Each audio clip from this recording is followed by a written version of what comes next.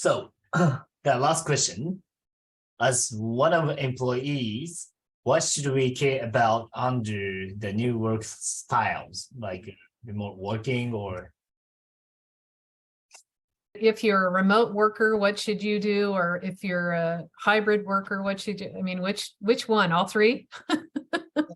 Basically working, but most of them are hybrid working. So, Hybrid, okay.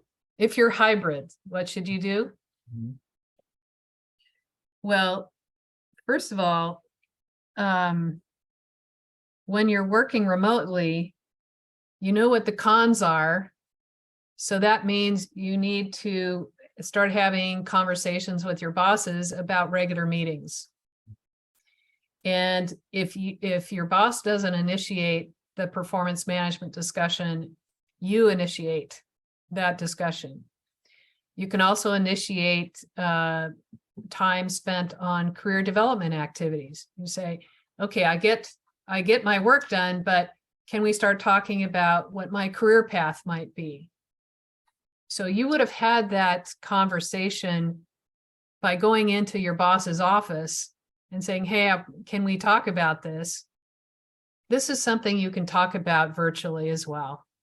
But if it's not initiated by your boss, then you have to initiate it. So again, you're more empowered now when you're working remotely, but there's more that you have to ask for that isn't going to come to you naturally. In the home, I would do everything I could to put in those physical environmental factors that build your health and well-being. So I would look at, you can't do much about those indoor environmental qualities except for the fresh air and the light, a lot of daylighting, and maybe you'll paint colors. I have green all over my house, inside in my house. I have the color green. I have plants, daylight, lots of windows, this and that. And then I practice getting up from my chair. I haven't done it today because I have to sit here for 2 hours straight with you guys. But normally I get up and I walk over to the window and I look out. And then I'm refreshed. So there are habits that can be adopted to make you healthier. But then there is also physical environment things that you can put in that will help you as well. Okay, that's remote. And then when you get to the office, make sure everybody you want to see is there. And if you can't get management to create the guardrails or the boundaries, start the discussion of creating those boundaries with the people you work with. So you have rest time, you have personal time, you have flex time, but you also have on-duty time. There's probably a lot more I could say to that, but there are things we know what to do, which will keep you healthier, give you greater life satisfaction, and make you more effective in terms of your performance. When you're a hybrid worker and working remote, you have to initiate more. When you are on site, you need to ask for that from your leadership or whoever can get to the leadership. Maybe it's HR, maybe it's operations. But the thing is, we have to close the gap between what leaders think they need to be successful and what they actually need to be successful, because they have already learned that they won't have the talent they need in order to meet their goals. They've already seen it. So that's kind of the angle. Like, people are the business. Hello, it's not the bricks and mortar. It's what people do. So if that's your gold, if that's your currency, then wouldn't you want to maximize its value by taking care of it? And, if you can make that argument, we just need to help people be effective in their jobs. And then they'll stay. They'll be healthy and they'll stay. But we got to make it so. We've got to create the conditions that makes it so. Yeah. I think it's natural. More than 8 hours sitting on the chair, just stay or eating lunch at the desk as well. It's natural for Japanese workers. So I just realized that sitting more than 1 hour. Yeah, 1 hour maximum. Okay.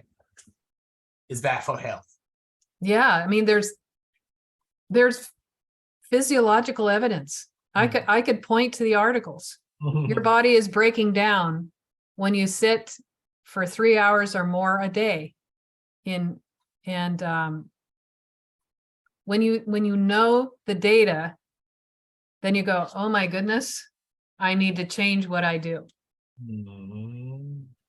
But see, you're young, and so you think you can get away with it, but you cannot.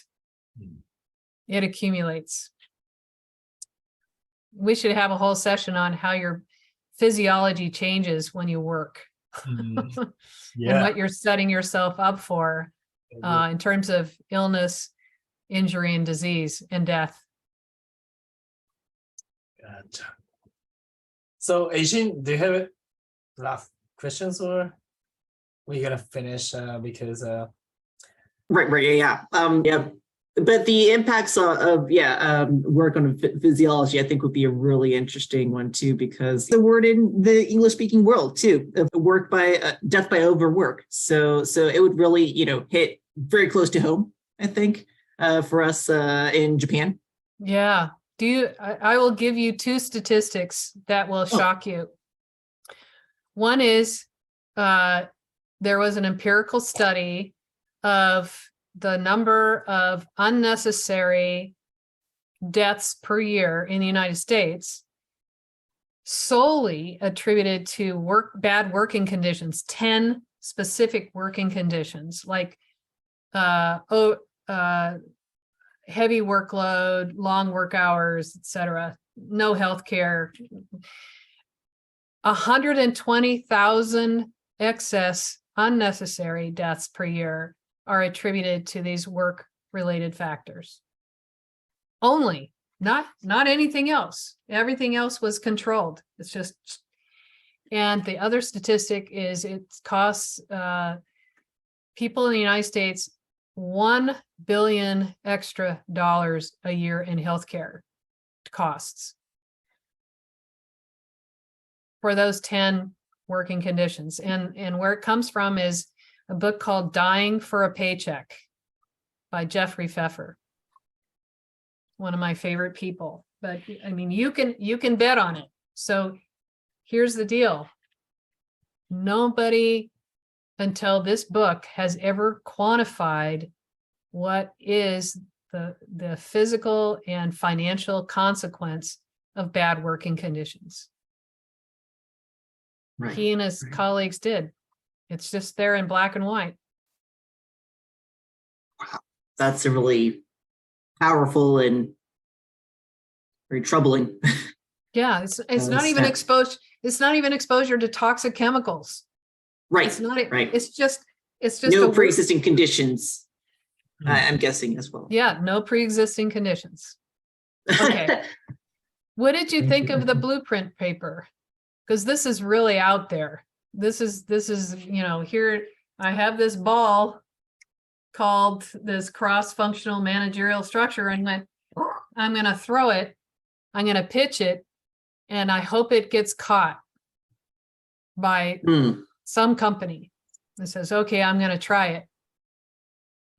We're teams all the time, but it's about product development or it's about customer service. And, so we have these natural structures, We just don't apply it to health and well-being.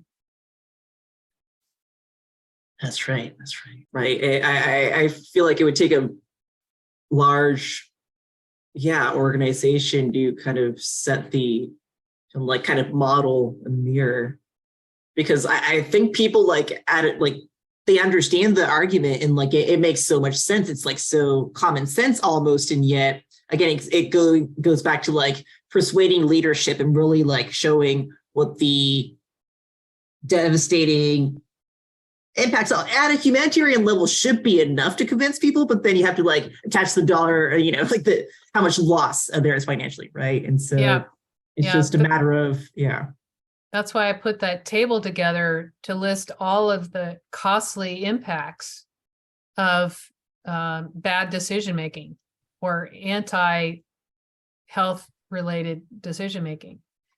Just job vacancies alone should convince them, because businesses shut down when they don't have staff. They lose revenue when they can't serve as many tables, or they can't produce as much material, or whatever. We already know this. It's hard to turn this Titanic. We see the icebergs. It's pretty hard to turn the boat. Wow. Yeah, I'll be probably I'll be thinking about this. This evening, kind of, Don't drink too much. The power of numbers, the statistics too. I think that definitely helps put things in perspective. Dying for a paycheck. Dying for a paycheck. Jeffrey Pfeffer. I've referred to it in my blueprint paper. I'm gonna buy it. Oh, it's great. It's great. He's a good friend of mine, and he's the one who had the quote, every business, every company is a healthcare business, which is my central premise for the blueprint paper. And I had a colleague read that and send me feedback. He says, well, I don't, if you call it a healthcare business, people are going to get on the wrong track and think it doesn't apply. And I think, oh no, that is exactly how we need to think about every business, that we need to take care of the health and welfare of every employee, because they are the business. If you accept that fact, and it's not the bricks and mortars, and it isn't the widget that you produced, it's about what people do to create those things. It's right in front of our face. When you don't have staff, you don't have work, and you don't have work, you don't have revenue, you don't have a business. Straight line. Yeah, it's very straight. Okay. Thank you for coming, Christina. It was so pleasure to have you back. So thank you. I'm so glad to hear that. I hope Christina visit to Japan one day. I hope so too. Yeah. You never know. Okay, anyway, thank you for today. Thank you again. All right. Take care of yourself, and then you. Okay, I will. All right. Take care. Have a Stay wonderful well. evening. Bye. Okay. Bye.